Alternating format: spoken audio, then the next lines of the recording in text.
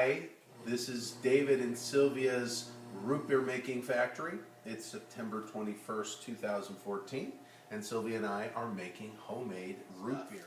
Come this way.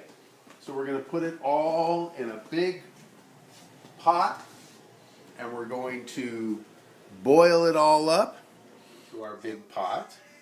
Then next, we will put in 1/4 inch Italian licorice stick, then 1 cinnamon stick, 1/2 teaspoon salt.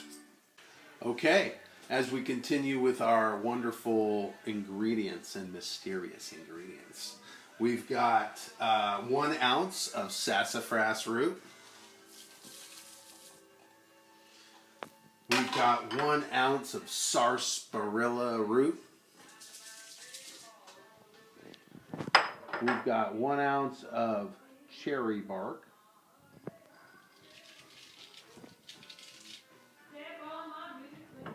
We've got 1/2 cup of molasses.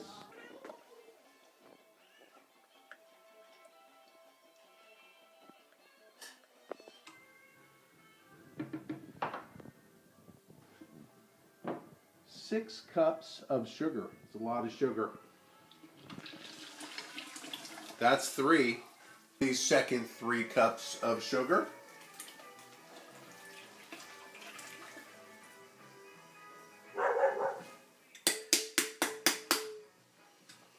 And 1/4 cup of chopped raisins.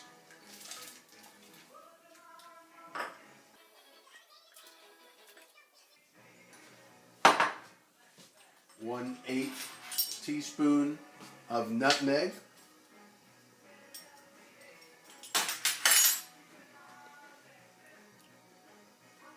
1 delicious vanilla bean. And 50, count them, 50 chopped up, kind of ground up juniper berries.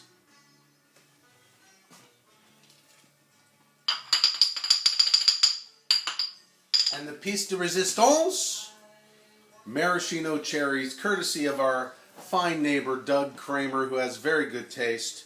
These are no ordinary maraschino cherries. These are griotines, or however you might say that in French. 2 or 3 maraschino cherries. 1, 2, 3. And maybe we'll put in a little bit of the juice. Not too much. And there you have it. Now what we do is we give it a good stir. We let the concoction boil and cook for about 1.5 hours. And in the meantime, we will prepare our bottles. Okay, so the next step is to prepare our bottles. In which case, the first step we've done is to put our glass bottles into the dishwasher. Then the next thing we do is put about 1 ounce for every 5 gallons of water of this chemical, well, I guess it is a chemical. It's kind of a sanitizer, they call it. And use just a teeny bit. You rinse your bottles in that, and then you rinse your bottles again to get whatever out. We have put our bottles and let them soak in the diluted cleanser. It does say no rinse, but since I want to make sure we're pure, we're going to soak them first, and then we'll rinse them once. We'll let them just sit upside down while our other stuff is cooking. We're also going to cleanse our tools, our funnel and our sieve, and also whatever we're going to use to scoop it, probably just a mug that will scoop our root beer into the bottles. So anyway, that's what we're going to do. And we are going to rinse out a couple of plastic bottles, and we're going to use these to test the carbonation. of the root beer. So after 3 or 4 days, if we're able to squeeze it, it's not ready yet. So that's why we have a couple of plastic bottles. Those are our carbonation testers. Okay, so we've been brewing for an hour and a half, and now we're going to add 1 ounce of wintergreen leaves. So we add 1 ounce of wintergreen leaves. As you can see in here, our brew is, can you see our brew? Yeah, so we'll stir that in, and those are the wintergreen leaves. And now what we want to do is let that brew almost like tea. In the meantime, we have already washed our bottles. They're ready, they're dry. We've sanitized them. And what we're going to do right now is, as this is brewing and cooling, we're going to cool it off with our cold water. Cold water is what we want to do, is we want to bring it down. We cannot put it in the bottles until it's less than 90 degrees, otherwise it'll kill the yeast.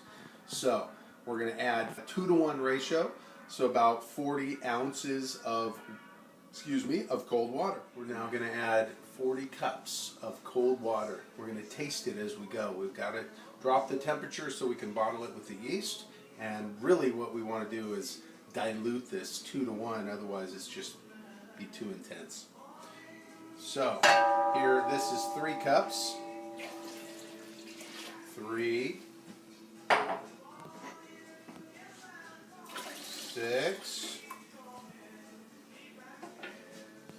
Okay, and we'll be back to you once we get to 40. Okay, it's bottling time. So there's a lot of stuff in this that we need to make sure is strained out before we start drinking it. And so what we do is we put a little strainer and a funnel into that.